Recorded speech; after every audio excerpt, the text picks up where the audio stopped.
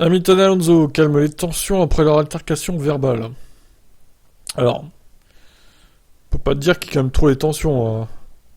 Alors Hamilton, tout en reconnaissant sa responsabilité dans l'accident, avait ironisé pour sa part sur le commentaire salé du pilote. C'est agréable. Je sais ce qu'on peut ressentir dans le feu de l'action, mais c'est bien de savoir ce qu'il ressent envers moi.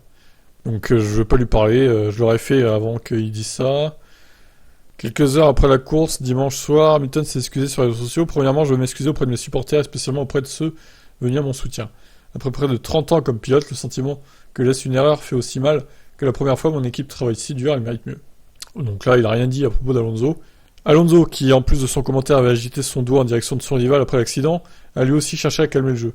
J'étais en colère, a-t-il admis, tout en regrettant que les échanges radio avec son stand soient diffusés. Ah, bah non, c'est bien justement. Comme ça, on sait ce que tu penses. Sale hypocrite. C'est dommage parfois que tout soit diffusé, car si c'est diffusé, ce que vous dites dans l'instant devient comment vous vous comportez dans les médias. Bah ouais, désolé. En même temps, voilà, si t'as dit ça, c'est que tu le penses un minimum. T'aurais pas dit ça sinon. Il aurait juste dit ah c'est une erreur bête, c'est chiant quand même. Un pilote de son niveau devrait pas faire ce genre d'erreur. Ça par exemple, voilà, ça serait mieux passé par exemple.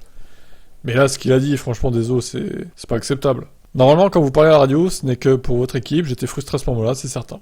Donc ça calme rien le jeu. Hein. Clairement, j'imagine que on peut dire qu'Alonso même il a rajouté une couche, hein, indirectement. Il calme pas du tout le jeu. C'est pas une excuse d'être en colère, d'être dans le feu d'action, etc. Bon bref, vous en pensez quoi vous? Ciao.